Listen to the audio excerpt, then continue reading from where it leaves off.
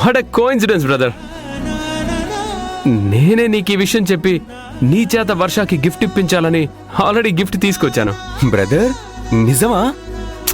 అవును, ఇదిగో brother. Brother నీకెంత ముందు చూపు. ఈ గిఫ్ట్ ఇస్తే నిజంగా వర్ష ఇంప్రెస్ అవుతుందా? ఇచ్చి చూడు, దాని రిజల్ట్ నీకే తెలుస్తుంది. ఇది చాలా కొత్త ఆలోచన. వర్ష డెఫినెట్ గా ఇంప్రెస్ అవుతుంది. చాలా చాలా థ్యాంక్స్ బ్రదర్. నిజంగా నువ్వు నా పాలిటి దేవుడు బ్రదర్. అడగకుండానే వరాలు ఇచ్చేస్తున్నా. ముందు నువ్వు వెళ్ళి వర్షాకి గిఫ్ట్ ఇవ్వు బ్రదర్. సరే బ్రదర్.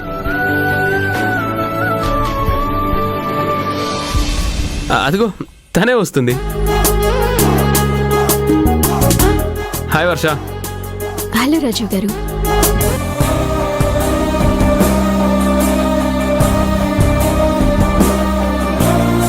వర్ష,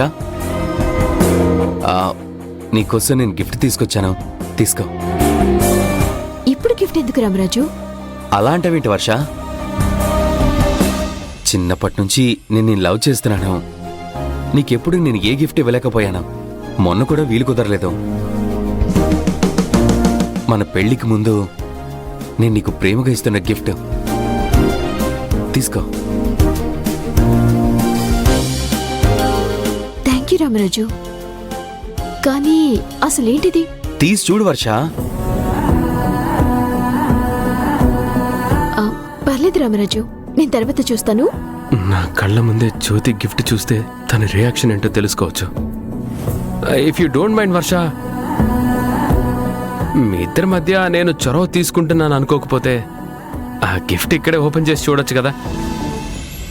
రామరాజు కూడా హ్యాపీగా ఫీల్ అవుతాడు. అవును వర్ష, ప్లీజ్ ఇప్పుడే చూడవా? సరే.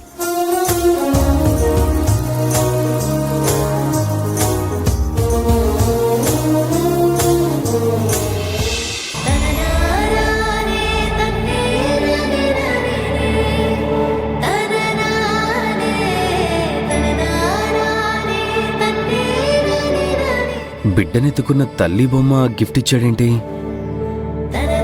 తల్లి బిడ్డలున్న ఈ బొమ్మకి అర్థమేంటి రామరాజు?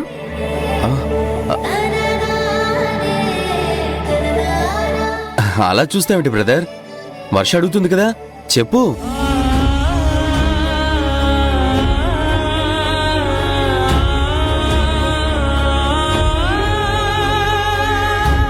ఓహో, దొరబాబు నా కోసం గిఫ్ట్ తెచ్చి తెలివిగా రామరాజు చేత ఇప్పించాడనమాట. భార్యాభర్తలకి బిడ్డ కంటే గొప్ప గిఫ్ట్ ఏముంటుంది?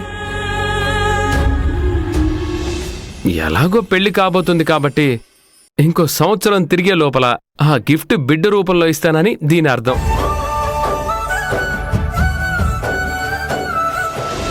నువ్వు ప్రశాంతంగా నిద్రపోవాలంటే నేనైనా నీ పక్కన ఉండాలి, మన బిడ్డైనా నీతో ఉండాలి, అంతేనా? నువ్వు కోరుకున్నట్టు గిఫ్ట్గా నీకు బిడ్డనిస్తాను. అప్పుడు నాకు గిఫ్ట్గా బిడ్డనిస్తానని చెప్పి అది గుర్తు చేయడానికి ఈ రూపంలో గిఫ్ట్ ఇచ్చారు Dorababu.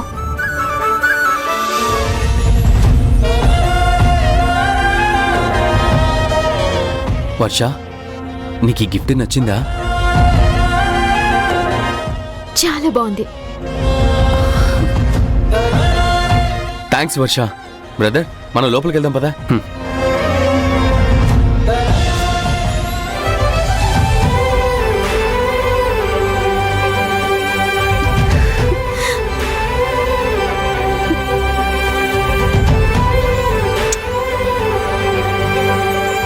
Thanks Dorababu.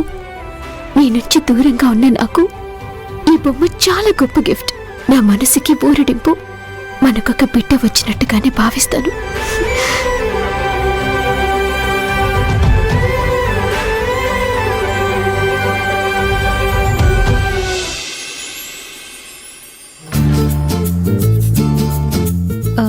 Telugu love clips.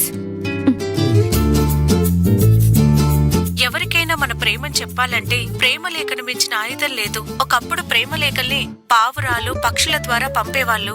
ఇప్పుడు ఈ కాలంలో ఉత్తరాలు ఎక్కడున్నాయి? అందుకే ఆ రోజులే బాగున్నాయి. ఆ ప్రేమ లేఖలే బాగుండేవి. అప్పటి ప్రేమలే బాగుండేవి.